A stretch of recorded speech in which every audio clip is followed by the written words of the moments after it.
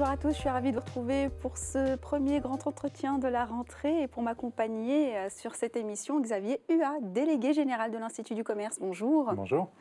Vous êtes donc l'Institut du Commerce qui est au final une institution, on peut le dire comme ça, qui regroupe des fabricants, des distributeurs, des prestataires.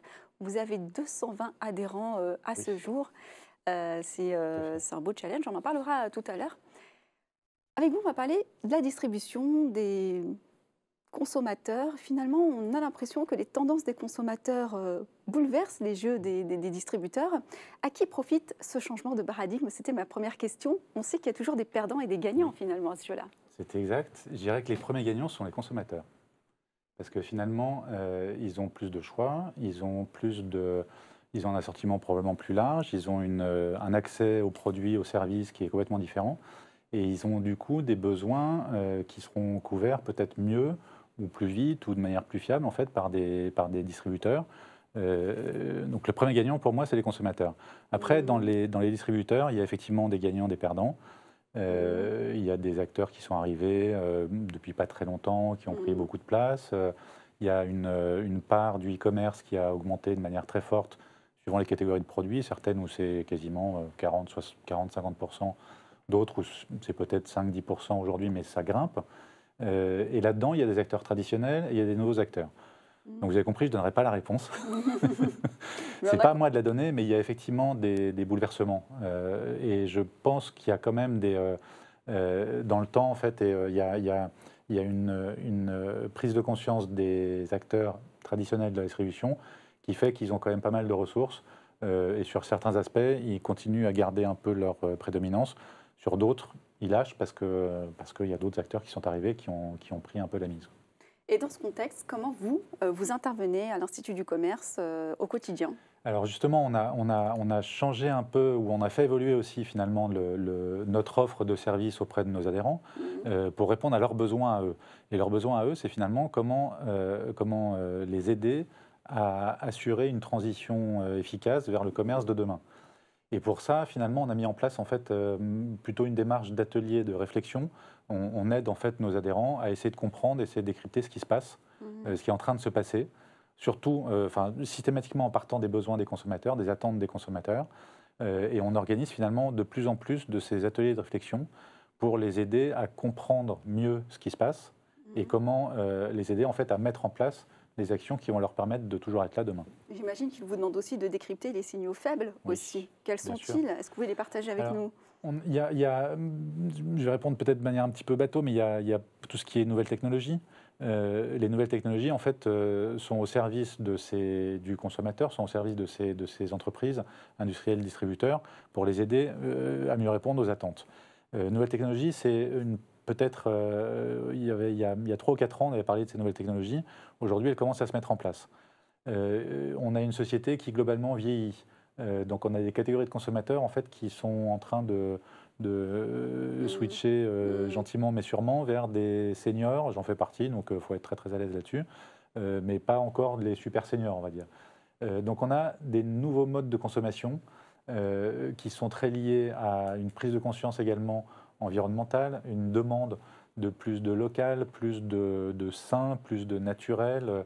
Donc ce sont toutes ces tendances-là, en fait, qui s'expriment de manière plus ou moins forte suivant les catégories de produits.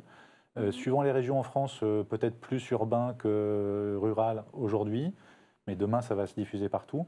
Donc c'est vraiment je dirais que ces signaux faibles, en fait, sont très liés à la demande des consommateurs, toujours. Et à l'Institut du Commerce, comment vous faites pour répondre à l'équation économique un peu compliquée des centres-villes et de la grande distribution, de la désertification finalement des centres-villes? Alors, c'est une problématique en fait qu'on ne touche pas. Je vais botter en touche parce que c'est pas le cœur de notre sujet qui est de défendre une corporation des distributeurs de centre-ville ou de zones rurales.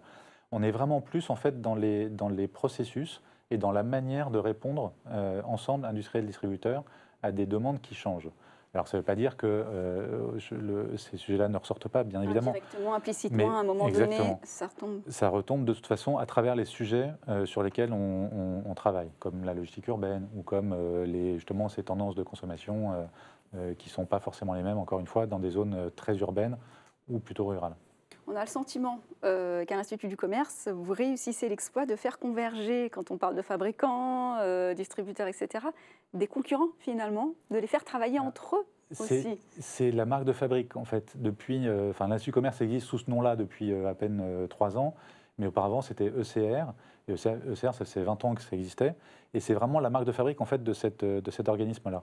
On a autour de la table très régulièrement des groupes de travail de 10-15 personnes, des ateliers de réflexion, 10-15 personnes qui représentent 10-15 sociétés, qui sont tous concurrents les uns des autres et tous clients-fournisseurs les uns des autres.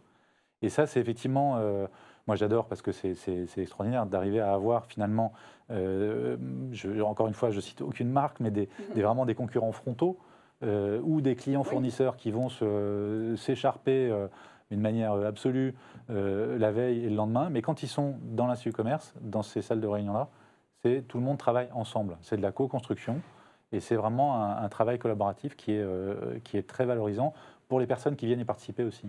Alors, parmi vos chantiers, j'ai noté que vous aviez aussi la livraison urbaine avec des partenaires de la supply chain. Comment finalement cette alliance s'opère sur le terrain concrètement? Alors aujourd'hui, en fait, on en est vraiment aux prémices. Donc c'est un projet, c'est une initiative qui s'appelle Evolu, engagement volontaire pour une logistique urbaine efficiente, ou plus efficiente, je ne sais plus, et qui finalement est menée par 3 associations, de l'Institut du commerce donc, mais aussi l'ASLOG et le Club Déméter. Et là, on est en train de structurer cette initiative-là avec des acteurs économiques qui vont avoir finalement un rôle à jouer collectif pour aller vers une logistique urbaine plus efficiente, c'est-à-dire en fait qui soit plus respectueuse de l'environnement, qui soit un modèle économique viable à terme et qui, encore une fois, en tant que consommateur, en fait, réponde aux besoins des différents consommateurs. Alors, vous l'aurez compris, cette émission est dédiée à l'expérience client.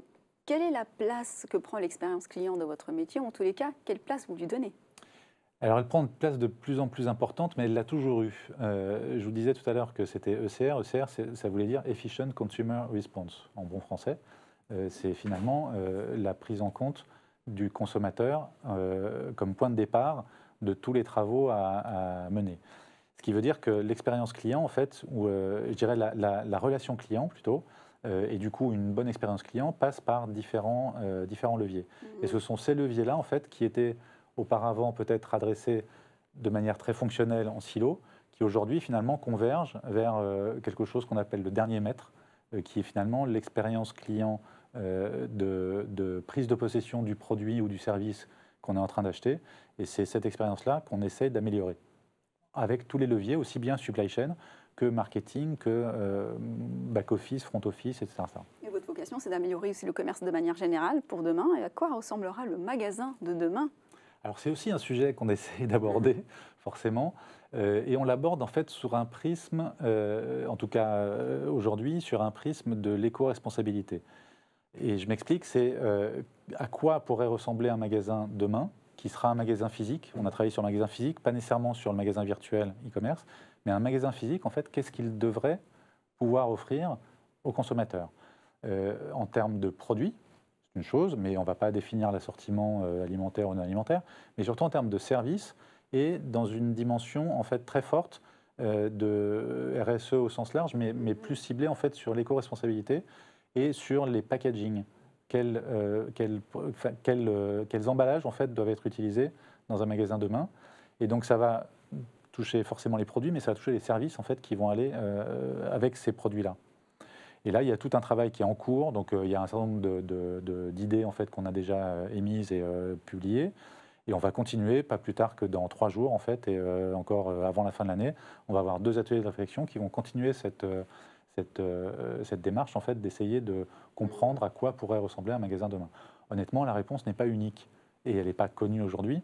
Mais encore une fois, c'est la démarche qu'on porte d'essayer d'emmener finalement ces entreprises industrielles distributeurs assurer une transition la plus parfaite possible ou la plus efficace possible. C'est vrai que le but des retailers, c'est vraiment de séduire le consommateur.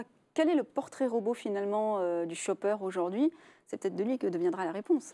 Alors le portrait robot du shopper, c'est une très bonne question parce que finalement, on est là aussi passé d'une notion en fait de catégorie de consommateurs. Je parlais des seniors tout à l'heure, ou alors je vais parler même encore un peu avant, il y a encore plus longtemps, on parlait beaucoup de la ménagère de moins de 50 ans. Cette ménagère de moins de 50 ans, aujourd'hui, elle a autant de visages et autant de comportements d'achat qu'il y a de personnes de moins de 50 ans en France. Et puis je ne parle pas du monde. Mais en tout cas, le shopper, le portrait robot, en fait, c'est plus un portrait robot uniforme, avec des grandes catégories, c'est de plus en plus individuel. C'est-à-dire que c'est vous, c'est moi, c'est toutes les personnes qu'on peut... L'adolescent, exactement. Le senior, alors je vous parle du senior qui est entre 50 et 60, 60, 70, 90 et au-delà.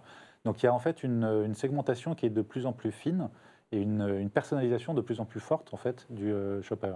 Et finalement, ces shoppers, à certains moments de leur vie, ou même la même personne aura des comportements d'achat qui seront potentiellement différents d'un moment à l'autre.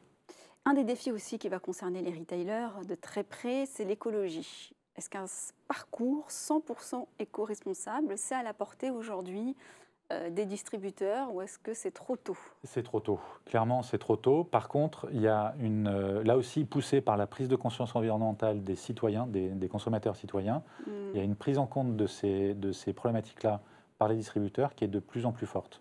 Et là, on parlait tout à l'heure du magasin de demain. La dimension éco-responsable du magasin de demain est indéniable et il en faudra une. Aujourd'hui, on n'est pas prêt. On n'est pas encore prêt, mais il y en aura une.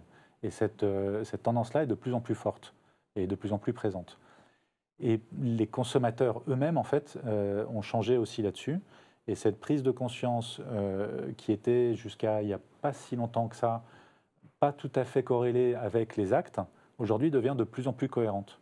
C'est-à-dire qu'un citoyen en fait, qui dit « moi, je veux respecter l'environnement quand je vais acheter des produits, je ne veux pas que ça vienne de trop loin, je veux que ça respecte un certain nombre de critères », enfin, auparavant, et moi le premier d'ailleurs, hein, on achetait finalement là où c'était le plus rapide, le moins cher, etc., sans prendre vraiment ça en compte. Aujourd'hui, il y a de plus en plus de consommateurs qui vont privilégier un produit qui respecte ces critères environnementaux. Donc c'est cette notion de cohérence en fait entre la pensée et les actes d'achat. Il y a un engagement plus fort de l'opinion publique. Exactement. Mais au-delà on va dire de la partie écologique, c'est vrai que de manière générale, il y a une certaine défiance de la part des consommateurs envers les distributeurs. J'imagine que ça fait aussi partie de vos rôles à l'Institut du commerce. Comment renverser la tendance? Comment regagner leur confiance? Alors, on a aussi effectivement un rôle très actif là-dessus, à tel point qu'on a des ateliers de travail en fait, qui ont été menés, qui s'appelaient « Comment regagner la confiance des consommateurs ».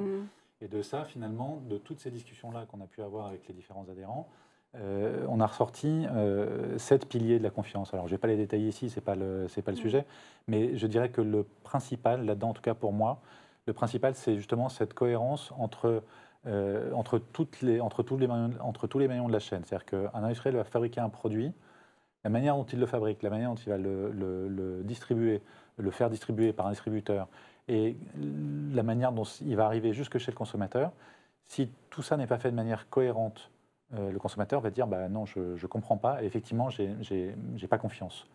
Cohérence et transparence sont les deux piliers majeurs en fait, de ça. Donc la transparence, donner plus d'informations sur comment c'est fait, comment ça a été acheminé jusque chez vous, et qu'est-ce qu'on a pris en compte à tous les maillons de la chaîne. Et cohérence d'ensemble, c'est vraiment ça qui va permettre de regagner la confiance, sachant que ça mettra longtemps, parce que perdre la confiance, c'est très rapide, la regagner, c'est plus long. On ne pouvait pas terminer cette émission sans un mot sur l'innovation. Les innovations, de manière générale, les technologies ont envahi nos vies, hein, que ce soit en perso ou en professionnel. Comment aujourd'hui la blockchain, l'intelligence artificielle interviennent dans vos métiers? Alors, ils interviennent en fait de manière très, très forte et de plus en plus forte là aussi. Mais il y a deux réponses en fait à votre question. La première, c'est vraiment du point de vue du consommateur. La technologie doit être au service d'une meilleure expérience client et doit même presque être totalement invisible du consommateur. Oui. Et ensuite, pour les acteurs, donc industriels, distributeurs, en l'occurrence pour nous, ils doivent pouvoir se servir de cette technologie-là, eux aussi, pour être plus efficaces dans leur process de livraison, dans leur process de mise à disposition de l'information, etc., etc. Et donc, c'est comment, en fait, encore une fois, relier l'usage de ces nouvelles technologies avec une meilleure expérience client. Et ils sont en train de s'y mettre aussi. Ça prend une place de plus en plus forte. On avait fait un atelier pour l'anecdote sur la blockchain il y a 4 ans pour essayer de comprendre ce qui se passait, de comprendre ce que c'était. Personne n'avait rien compris, je vous rassure. Pas plus aujourd'hui peut-être, mais en tout cas, aujourd'hui, les travaux qu'on mène, c'est comment on met en place une blockchain pour la traçabilité des produits et pour une meilleure information consommateur. Donc ça devient concret et opérationnel. Merci d'avoir été avec nous, Xavier Huat. Merci. Merci à vous de nous avoir suivis pour le grand entretien. On se retrouve bientôt pour un prochain numéro, toujours sur Agora News Expérience Client.